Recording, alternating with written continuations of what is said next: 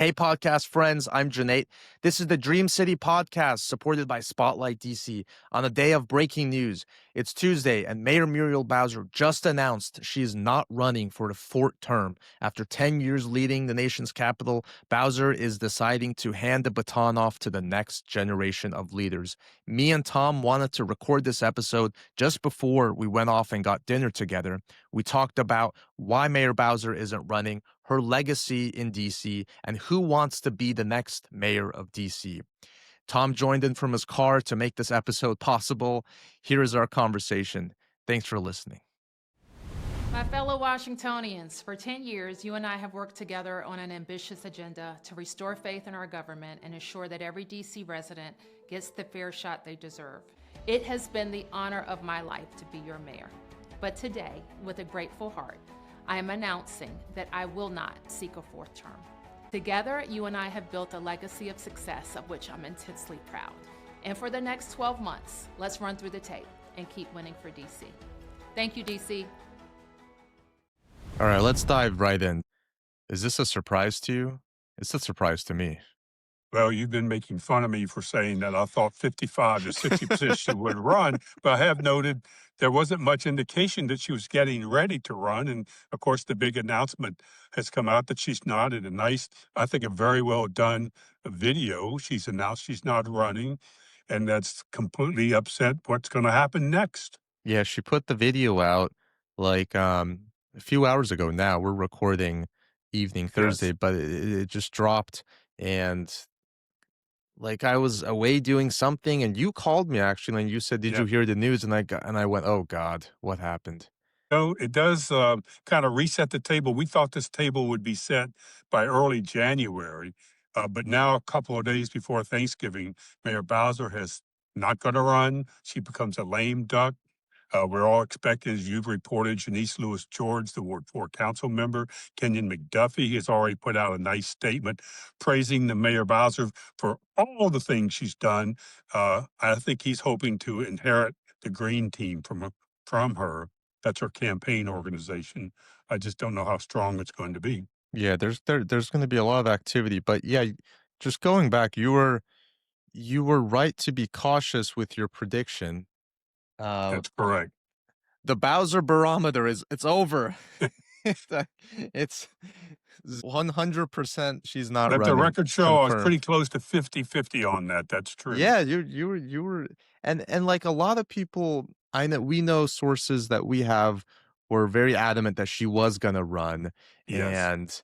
And but you know what I realized was that I looked back at some of the hints along the way, and I put this in my story too, but again, just everyone like listening to this knows this, I'm sure, but Marion Barry was the only fourth-term mayor, and Bowser told Chuck Todd, like I think in September, I don't want to be mayor for life, or I'm not mayor for life. That was actually the most she had hinted in that interview with Chuck Todd. Yeah, one of the problems is there were also things when I interviewed her for an interview for the Washington City paper. She talked about what she thought the next mayor ought to be, and she described herself.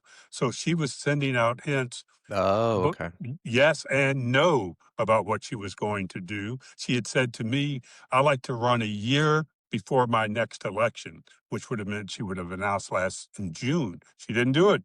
So I think looking back, you can see the hints of what she's Hmm. going to do. But I think she kept it pretty quiet. I would say a lot of people who normally gossip about her were in the dark. As I've said a couple of times on this program, some people would tell me she's running definitely, and then a few moments or an hour or two later, others would say she's definitely not running. At least she's let us know. Yeah, Now, what yeah. happens? Here's a question for you, Janae. Do you think Robert White, who ran for mayor 4 years ago and announced in September he was going to run and is running for the delegate seat on Congress, will he change his mind, drop his rush for a campaign for Congress and run for mayor, or will he stick with the Hill? It's so hard for me to predict. Like I don't know if I can predict, but um, what you just said, like, that's a possibility. It Yeah, looks I mean, like, let's get more deep into it in a second, but 2 council members, Kenyon McDuffie and Janice Lewis George, look pretty much certain to run. We could have more people like Robert White, who ran for mayor before, who's running right. for Delegate Norton's seat. I guess he could switch over, but I think that's kind of awkward to do. I mean, like, you would have to ask him, but, that's kind of a Here's another switcheroo.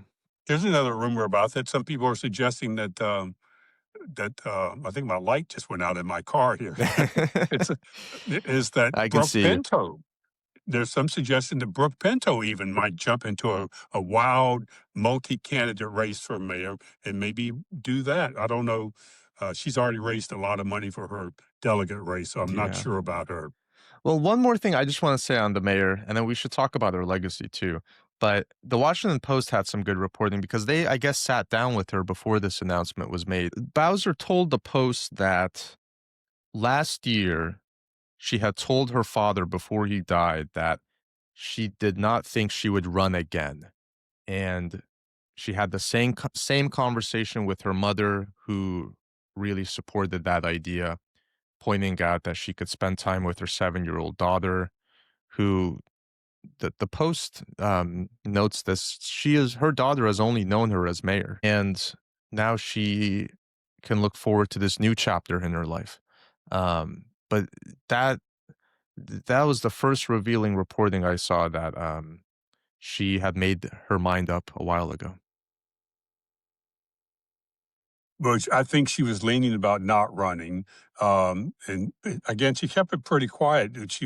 I'm not sure why she waited so late, but some say she just didn't want to be a lame duck any longer than she had to Yeah, that because makes now, sense. so and her family, her daughter, she put out that beautiful picture of her daughter and she recently on the ice skating rink in Anacostia, and she told me in an interview on the city paper that she was spending time with her daughter Miranda, and you could just see in her eyes that that meant a great deal. But Yeah. again, she was under pressure to run too. Uh, Privately, I think she has told people she doesn't think Janice Lewis George, the Ward 4 council member, is a good fit because she might be too liberal and clash with the national government that oversees us. And she wasn't that firm about Kenyon McDuffie. But it looks like Kenyon McDuffie will be the person who reaps the reward of her people not supporting her for mayor. I wrote in my story, I think her legacy will go down as being the sports mayor. She obviously got RFK Stadium back, resurrected now, in process of being resurrected as the football home. She's bringing football back to DC. That was her landmark agreement. All the craziness it took for Congress to pass the RFK bill, and then she still had to get it through uh, the council. And before then, she miraculously was able to convince Ted Leonsis to keep the Wizards and the Capitals in DC, after it looked like the Virginia deal was for certain. And big picture, those were two of her huge wins. Football being obviously the one I think most people will remember her with, for. But uh, what do you think? What do you think her legacy will be? Well, there's no question because she said so in my interview with her that it's nice to be known as the person who not only brought the commanders back, but set the city on the path to develop 180 acres, an extraordinary amount of space in an urban area along the Anacostia River to build up that area. Now, on the arena, keeping the Caps and the Wizards here in town, the Mystics, that's kind of has an asterisk because if Governor Glenn Youngkin, the governor of Virginia, had not messed up bringing those teams to Alexandria, we would have lost those teams. Hmm, But he yeah. was so inept at getting the deal done, he shut out the members of the legislature who had to approve it, and they didn't. They killed the deal, and then so Ted Leonsis, the owner, had to come back to the District of Columbia. I know there were feelers out for Maryland, if there were a possibility of going to Maryland, and Governor Wes Moore said no. Yeah. And so the teams had to stay in downtown DC, but what the mayor gets credit for, and the council too, because they went along with this, is they worked out a deal to help rebuild the entire area around the arena and the Yeah, for arena sure. itself. So Yeah. that's a positive thing. Yes, she At is the a end of the day, sports it mayor. still happened under her. Yeah. Yes, she gets credit. Yes.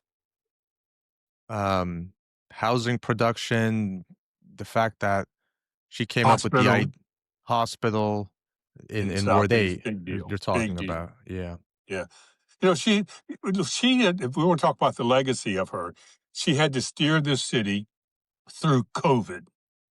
That's and she also had to steer the city through Donald Trump. But she has a record of 36,000 new housing units in town, uh, balanced budgets. By law, the city has to balance the budget, but there's been a great deal of that. She has not been able to do something about the police department.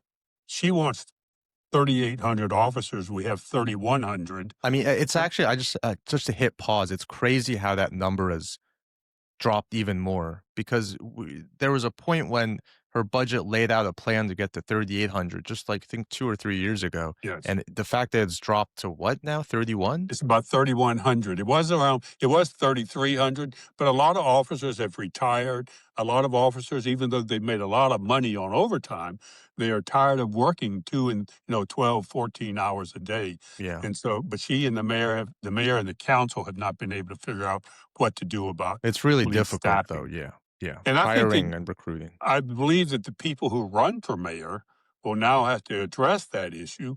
What are you going to do about public safety? We had a horrible experience with crime in 2023, and it got better in 24. It's been better in 25. But people, I believe, based on my going around the city, want to see police officers on the street, and we simply don't have enough officers. The last thing I'll say, looking back on her mayoral career, she started at the height of the roller coaster because the city was probably at its most prosperous economically around then in Yes. 2015. It was doing very well. The booming 2010s was in full swing. And then the pandemic hits, completely screws over the economy. And then the fact that telework hollowed out downtown, those jobs never really fully came back, still haven't come back. Um, the hostility with the Trump administration, the first go around, um, it gave way to hope with President Biden, but some of that hope was um, not, uh, it didn't come to fruition, I think, because federal workers never came back to the offices, which is what Bowser desperately wanted. They didn't see eye to eye on that. The White House didn't bring the federal workers back. That hurt Bowser's downtown and the economy. There were some other disagreements with the Bowser administration too, like allowing DC to legalize marijuana. She was never able to get the Biden administration to allow the recreational sale, so DC could get all the Also, tax revenue. remember the President Biden signed that bill that the Congress passed to reverse some of the crime fighting Yeah, bills. So, but you got to also remember, Biden did send billions of dollars to not only the District of Columbia, but to cities and states all over the country. So that helped a lot. But that's again, true. the mayor had to, I think, level-headedly got us through COVID, and the president now with her dealings with President Trump, she's been criticized, but she will say, "Look, we don't have an emergency anymore. We got rid of the emergency." But Hmm. still, I've said it on every podcast. I'll say it again. She's been most criticized because people think she has been too cooperative with ICE in the way that ICE has been snatching people off the streets of Washington, D.C. They think she has been at least not loud enough Hmm. complaining about that. That's one of the major sticking points of the takeover, ICE in Yes. particular. I think Um, that's the biggest issue going into a reelection campaign, which they're so not doing.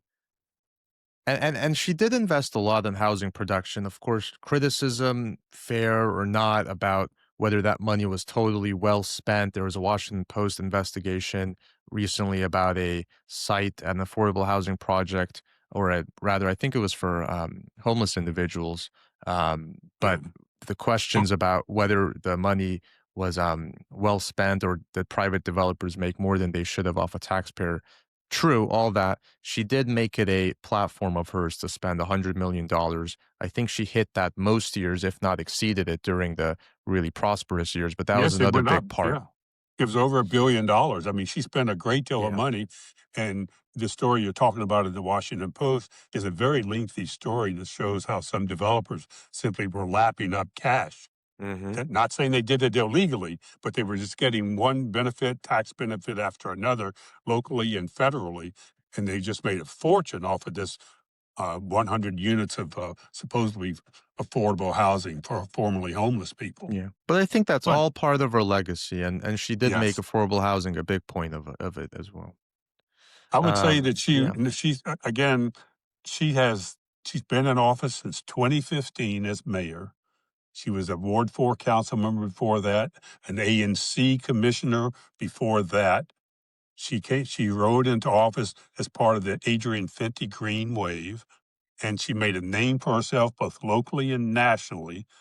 And now she's decided at 53 years old and a daughter in elementary school, she wants to go in a different direction with her life. And I think personally, you have to recognize that. I interviewed Phil Mendelson, the council chairman, who's clashed with her any number of times. And that's what he said. He said he recognizes all the good work she's done and all the reasons why she's not running again. I mean, yeah. And also, there was no playbook for the past year. There was no playbook for how to deal with the pandemic either. I mean, Right. it's hard enough being mayor of a big city, being mayor of DC, but it's just been extraordinary the past few years. Um, Okay. okay, so I can report that, speaking of who's going to run next, Kenyon McDuffie, I'm told, is 100% in. Um, so we can dive into that. Uh, Janice Lewis George looks pretty much in as a Zoran Mamdani style candidate. That announcement looks imminent. We, As you reported and others reported, she's been making videos to make her announcement. yeah, yeah, yeah. Yeah. I think maybe Mhm. the mayor's move, with the mayor taking herself out, maybe Kenyon McDuffie and Janice Lewis George will speed up their own announcements because the Mhm. field is open now. The field is open. Yeah, this is a whole new era now. This big Yeah. change. Um, Kenyon McDuffie's gonna run. Well, I should back up. First of all, I don't know how he's gonna run, just in the sense that we know he's more business friendly. We know he's supported economic development projects. Um, we know. I think it's fair to say he has some of the same moderate democratic instincts as Mayor Bowser. But there will be contrasts, and those will come out more and more. I think Councilmember McDuffie has been critical of how the police chief has managed some of the interactions with federal agents, whether MPD was assisting or not assisting, to what extent they were assisting. He's been critical of the police chief, or at least been raising questions to the police chief behind the scenes.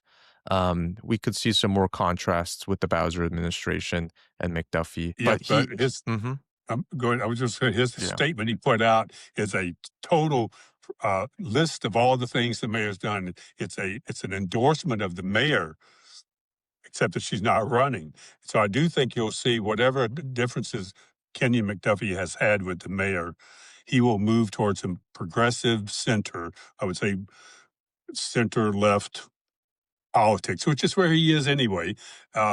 He has been more critical of the police than the mayor has been. Again, that's true. I Yeah, think the approach to policing will be a significant issue around the city. and then Whoever this, can, yeah. The second big candidate is Ward 4 Councilor Janice Lewis George. I don't want to seem reductionist because I keep saying this, but just it's an easy way to immediately explain that she is very much interested in running like a Zoran Mamdani candidate. She is a Democratic socialist. I remember when she first got elected to the council, I think it was 2020, when she was running in 2019. Um, she said AOC inspired her to run for office. And so she's going to run from the left. And that's a real big contrast. And I don't think anyone else from the progressive side will run, so she'll have that clear lane. She's going to have more votes than the progressives, so they are not enough to carry her to victory. But we're going to have ranked choice voting, so I don't exactly know how that's going to play out. We will or we won't. We don't know. Ranked choice, but Well, this is a the real big Board of problem. Elections said they, Yeah. well, the Board of So Elections ranked said in choice hearings this voting. week they would. Hmm. Uh, it just may not be as smooth as we all want it to Yeah. be. Because there was the hearing, just a sidetrack, but there was a hearing on Monday if we're going to have ranked choice voting or not. A few council members, including Councilmember Wendell Felder, was pressing the Board of Elections on, are you ready? Are you actually ready to educate the voters in time for implementing a whole new system of how to vote in DC? And the Board of Elections said, yes, we are, but he also wanted like a needs assessment done or all these other studies done about can we actually do ranked choice voting in time for June. And it seems like the council might find a way to put more process into the process and not have ranked choice voting happen by June. But uh, what do you think? Do you think Well, I watched that. I watched a lot of that hearing, and while Wendell Felder sounds like he is not for, he, not for having it at least in June. Charles Allen, the Ward 6 council member, came in and asked very specific questions. Are you prepared to do this? Are you prepared to do that? And he got positive answers. I Mhm, think there is going to be an education campaign starting in a matter of weeks about how to teach people, massive effort here to teach people how do you vote in a ranked choice voting election. mhm, There may be more money needed for the Board of Elections. There may be hire some private companies to do advertising campaigns, but they've got to get around the entire city to let everyone know about how ranked choice voting works. If they're not going to do it, they have to make a pretty quick decision. They're not going to do it because you've got to start campaigning for offices. You got to know what you're running in. You can't wait 3 months and say, "Oh, well, we can't do it." Ranked choice voting. I think you're going to see a push to make it happen. I think a majority of the council members want it to happen. all right, man. We're gonna get sushi in a little bit. I want you to get back in your car or I'm in get my in, car and the lights are out. It's dark. I keep waiting for and an officer to walk up and say, "What the hell are you doing?" recording a podcast in your car, Yes. I'm not next to the driving. Reagan building downtown and the Wilson building Oh, downtown. you're right There are in the more, center of things. yeah, there are more police than anything down If here. you spot Mayor Bowser, ask her to come on the show. She avoided me the entire time I was in the Oh, Wilson building. really?